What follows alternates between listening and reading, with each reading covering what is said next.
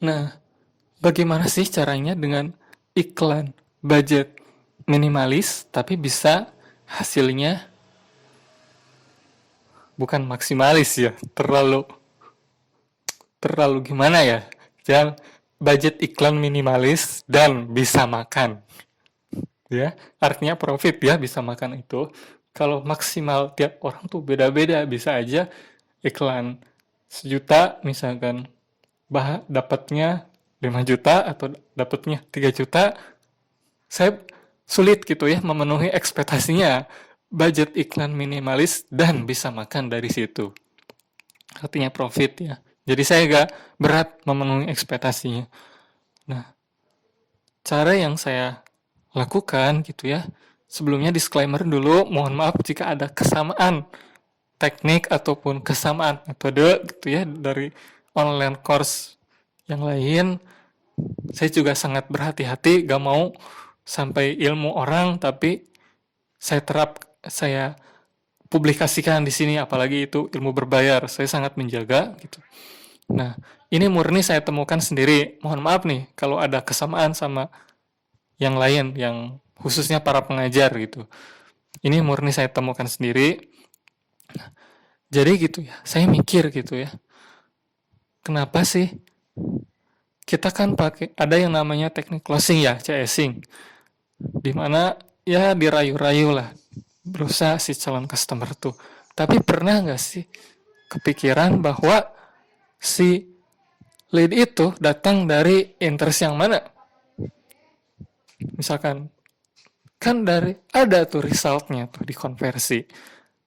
Dari ads yang mana, dari adset yang mana? Iya betul.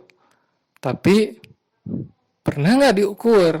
Nah, kalau budget iklannya gede, itu mungkin nggak perlu diukur. Cuma kan kita ngomong budget minimalis nih, katakanlah 100.000 sehari.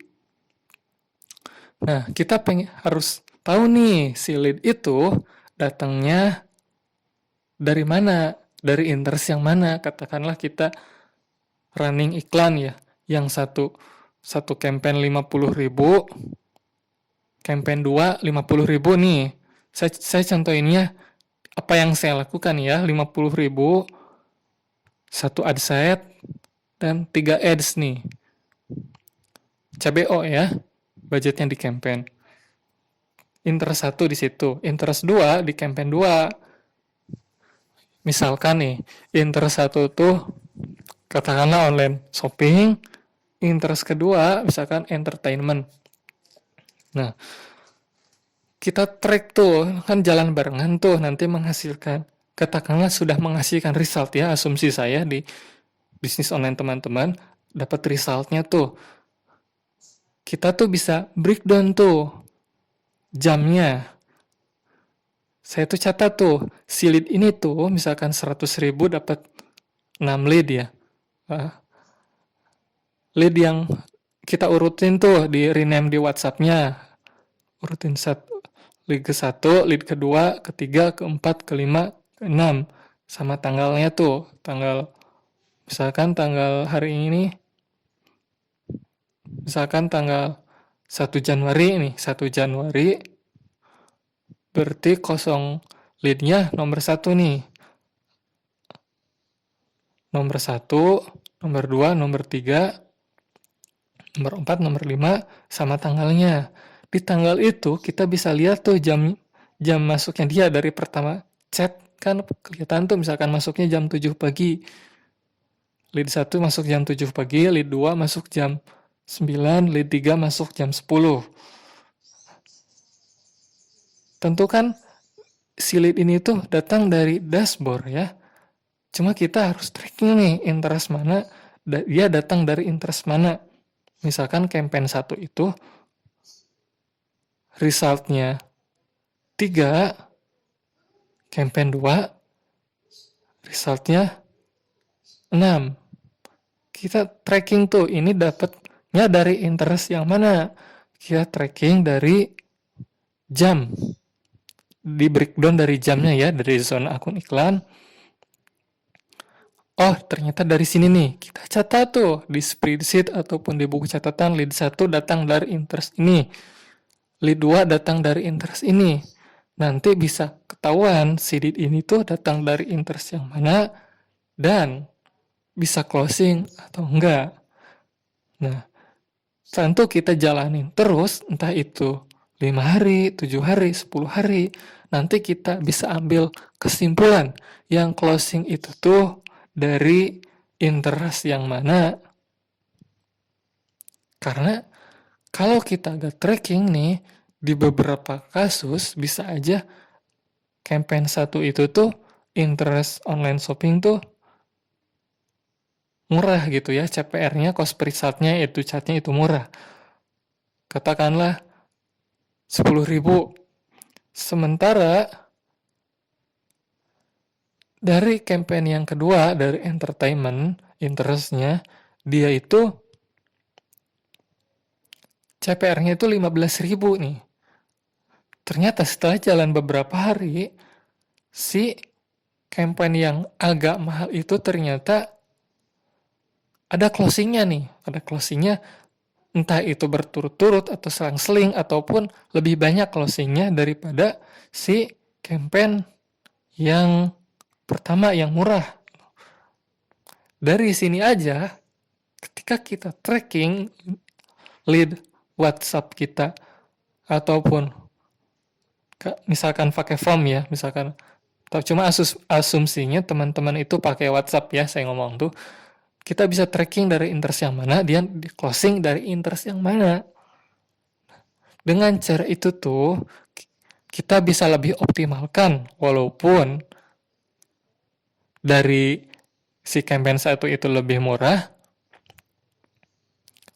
dan campaign 2 agak mahal, ternyata closingnya malah dari situ, saya akan fokusin ke interest yang agak mahalan dikit, tapi ternyata closing dari situ. Saya akan fokus di situ, menghiraukan interest yang lain. Tentu yang diuji beberapa interest ya minimal 3 interest lah. Cuma karena budget minimalis 2 dulu. Campaign 1 misalkan entertainment, campaign 2 online shopping, coba dicoba, oh ternyata yang ini nih yang paling bagus, yang entertainment agak mahalan dikit. Terus dites lagi tuh entertainment sama campaign yang ketiga. Campaign yang ketiga misalkan interestnya misalkan skincare. Tes lagi leadnya datang dari mana, terus yang closing tuh dari interest yang mana. Kenapa sih sampai sebegitunya, sampai tracking interest? Setahu saya belum ada toolsnya yang nyampe sedetil itu. Kadang-kadang kan kita fokusnya ke teknik closing, ya gak salah. Itu memang berefek, cuma akan jauh lebih baik kita paham lead ini tuh datang dari interest yang mana. Kita ngomong budget minimalis ya, menuntut kita untuk kreatif. Setahu saya, banyak orang yang gak sedetil itu leadnya datang dari mana. Ya, karena mungkin belum kepikiran mungkin ya. Saya juga kepikiran tuh karena budget minimalis. Budget minimalis menuntut kita kreatif, ya sampai jadinya berpikir seperti itu. Malahan ketika budgetnya sudah besar, gak ada salahnya kita split test interest. Jadi gak cuma fokus CPR murah dari interest yang mana, tapi closing itu kita uji coba dan closing dari interest yang mana. Jadi sebelum kita gila-gilaan digas di interest tersebut tuh, kita cek dulu beneran ada closing nggak, jangan-jangan murah doang. Ternyata ada yang agak mahalan dikit, ternyata lebih murah. Mungkin ada yang bantah, tapi kan itu kelamaan ya. Udah, saya kan fokusnya ke budget iklan minimalis. Anda yang udah budget gede tuh ngapain nonton video ini? Fokus saya tuh buat konten ini tuh buat orang-orang yang budgetnya minimalis. Makanya sampai di tracking ke tahapan interestnya, closingnya dari interest yang mana nih. kalaupun udah nanti mau naik, gak ada salahnya kita testing interest ini tuh beneran gak. Walaupun kita gak bisa, samplingnya mungkin pasti akan berbeda. Yang sampling 10 lead, sampling 20 lead, sampling 100 lead, tentu hasilnya akan beda. Itu pun jadi disclaimer dari saya. Setidaknya konten ini itu membantu mereka yang budget iklannya minimalis. Dan saya pun gampang lah memenuhinya ya, memenuhi ekspektasinya, bisa makan dari bisnis online. Sekian dari saya gitu ya. Kalau ada pertanyaan gitu, silahkan ajukan di komentar. Nanti saya baca ya, kalau ada waktu saya balas.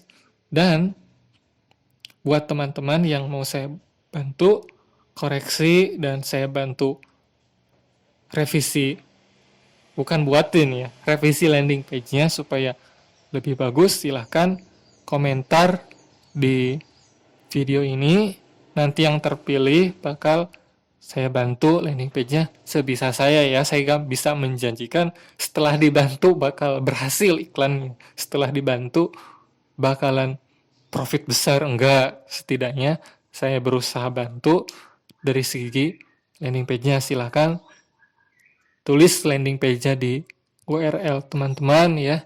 Ini juga fokusnya buat yang baru belajar. Ketika nanti saya pilih yang cocok, saya bantu sebisa saya landing page-nya agar lebih baik lagi, gratis ya. Demikian video dari saya gitu ya. Budget iklan minimalis dan bisa makan gitu ya. Terima kasih. Assalamualaikum.